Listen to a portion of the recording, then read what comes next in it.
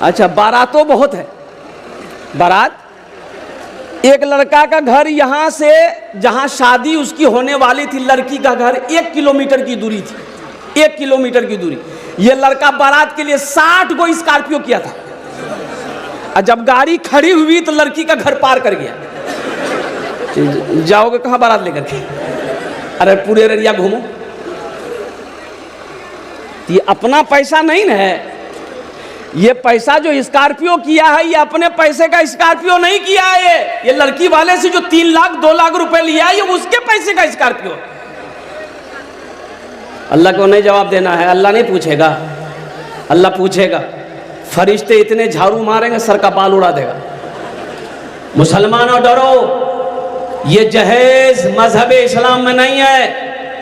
और कुर्बान जाओ, ये जो बारात गाड़ी के गाड़ी भर भर के जाते हो, मजहब इस्लाम में वलीमा है, निकाह है, बारात का कहीं कोई तस्वुर नहीं है।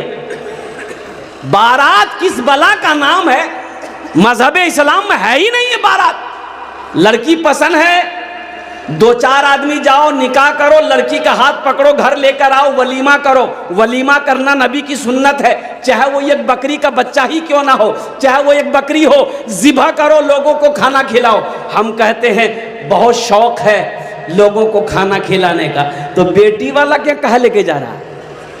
खुजली तुमको है तो अपने घर में मिटाओ, बीटेक से लगाओ। लड़की वाले को परेशान काहे कर रहा भाई?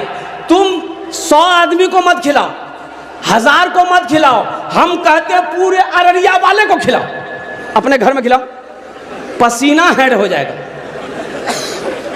अपने घर की बारी जब आएगी, ये वलीमा नबी की सुन्नत है, तो वलीमा तो हम करेंगे नहीं, बेटी वाले के ऊपर में जुल्म करेंगे, फरमाइश करेंगे। 200 बाराती, बाप रे बाप, ये बाराती जा रहा कि जंग में जा रहा हो?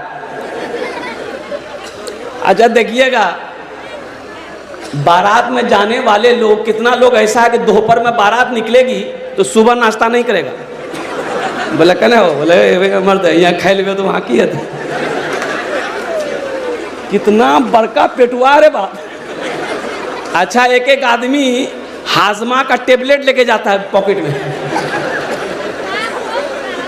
बोलो बोलो, ये किसने इजाजत दे दिया तुम्हें? अरे सुनो, अल्लाह के रसूल सल्लल्लाहु अलैहि वसल्लम ने इरशाद फरमाया, खाने के पेट के 3 हिस्से करो, 3 हिस्से।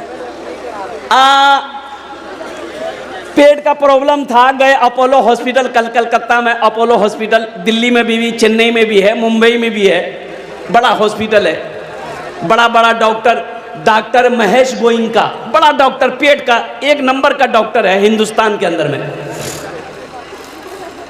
लिटाया, लेटा करके बोला कपड़ा उठाइए, कपड़ा उठाए, एक तमाचा मारा, बोला बस उठ के बैठ जाइए। क्या किया रे भाई? प्रिस्क्रिप्शन लिखा, 1 टेबलेट, 1 सिरप। हमने कहा खाना में क्या खाएंगे? बोला 1 रोटी को 1 घंटा में खाना है। बोला वो हम 3 रोटी खाते हैं, तो 3 घंटा हम नाश्ता में पार कर देंगे। दोपहर में 4 रोटी, तो 4 घंटा रोटी खाने में, और रात में 3 रोटी, तो 4 3 7 और 7 3 10 घंटा खाने में पार कर देंगे हम।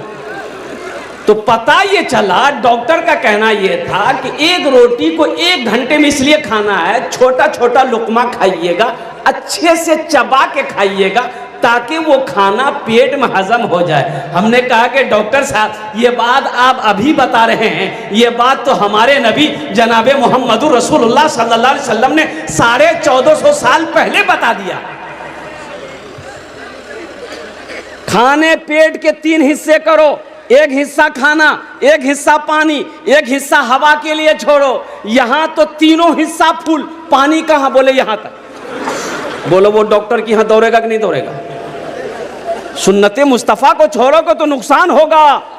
देखो एक बात याद रखो, कुछ लोग खाने के लिए जीते हैं, कुछ लोग जीने के लिए खाते हैं। अल्लाह की नेमत समझकर खाओगे, इंशाअल्लाह 1 रोटी खा लो, बिस्मिल्लाह पढ़ के खा लो, अल्लाह उसी में बरकत देगा, सब्र हो जाएगा, पेट भर जाएगा। सुन्नत तरीके से तो खाओ। तो मैं ये कह रहा था कि अल्लाह की बारगाह में इसका जवाब देना होगा। जहेज से तौबा करो मुसलमानों।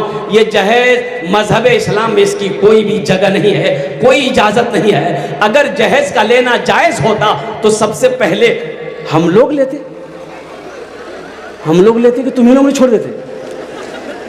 अगर जहेज लेना सवाब होता, पुण्य का काम होता, अच्छा काम होता, तो सबसे पहले मौलाना लोग लेते जहेज कि तुम ही लोग नहीं छोड़ देते।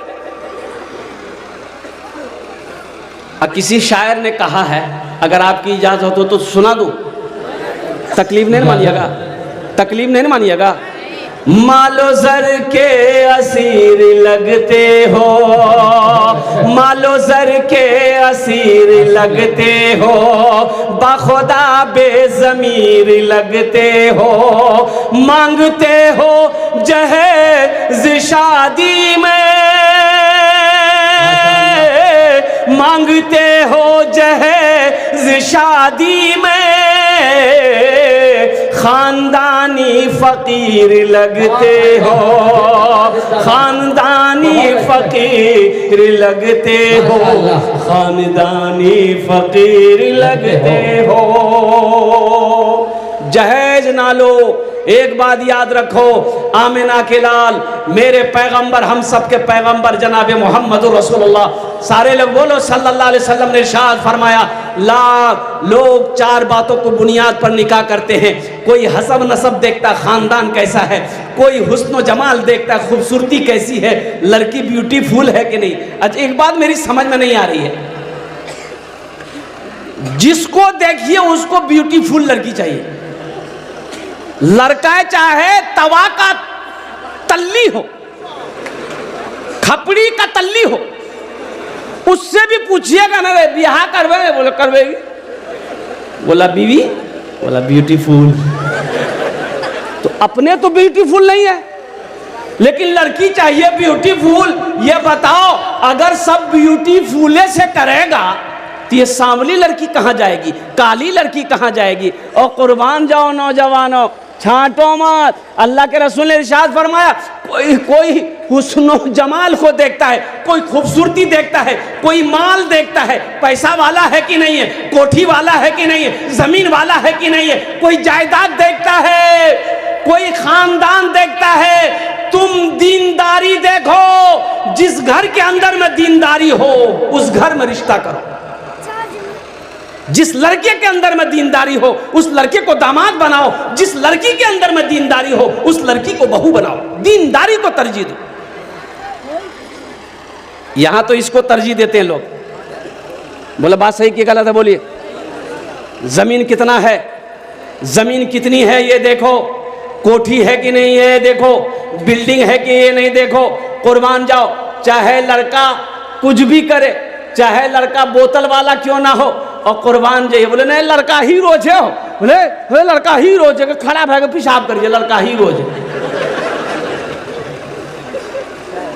लड़का नमाजी है कि नहीं ये देखना जरूरी नहीं है, लड़का नशा तो नहीं करता ये देखना जरूरी नहीं है, उसकी जमीन तो है, 20 बीघा 25 बीघा जमीन का मालिक तो है। लड़के का बाप नमाजी है कि नहीं है ये देखने की जरूरत नहीं है, जमींदार तो है। अल्लाह के रसूल सल्लल्लाहु अलैहि वसल्लम ने इरशाद फरमाया, तुम दीनदारी को तरजीह दो। किसको तरजीह दो? अरे बोलो भाई, किसको तरजीह दो?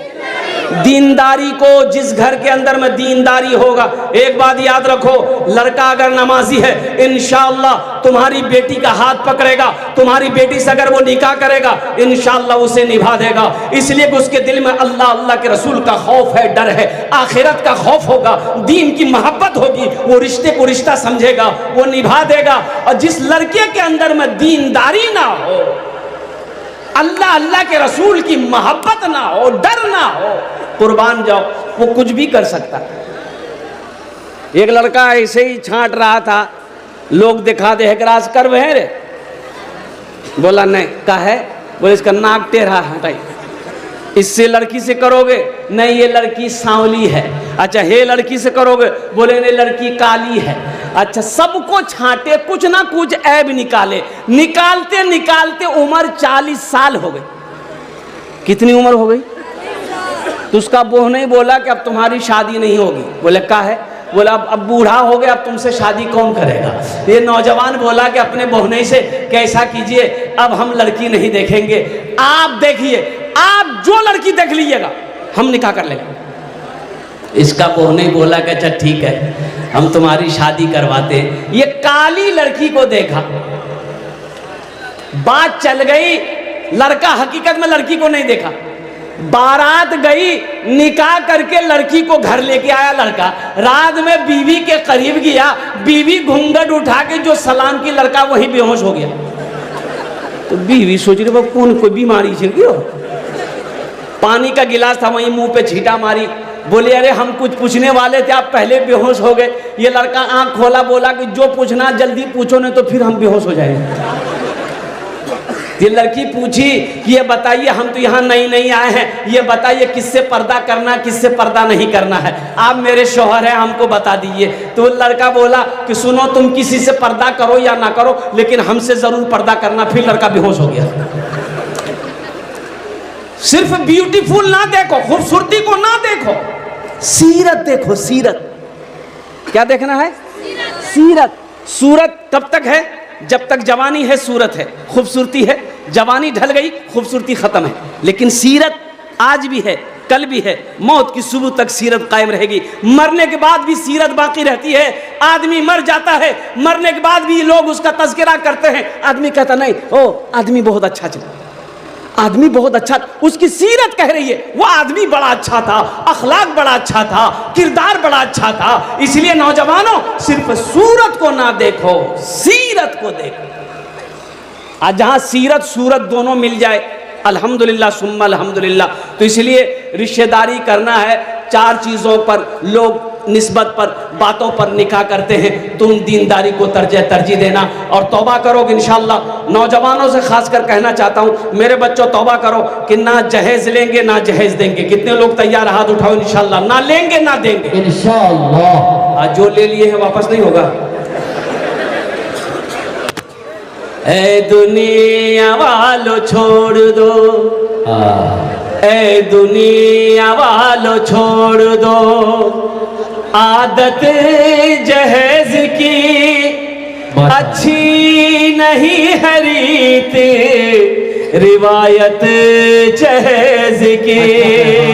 ऐ दुनिया वालों छोड़ दो आदत जहेज की, अच्छी नहीं है रीत रिवायत जहेज की। सबसे बड़ा जहेज है ए दोस्तों दुल्हन, सबसे बड़ा जहेज है ए दोस्तों दुल्हन। फिर इसके बाद कुछ नहीं कीमत जहेज की, फिर इसके बाद कुछ नहीं कीमत जहेज की।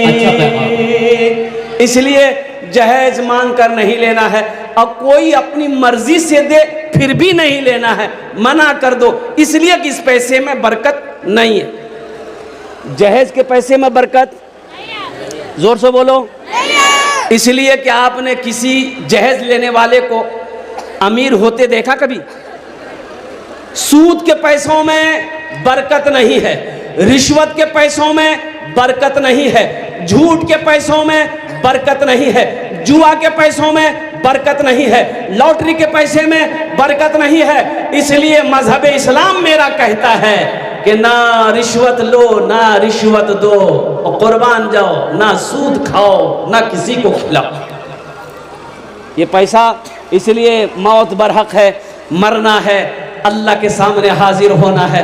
एक बात याद रखिएगा, नमाज के बारे में एक सवाल होगा।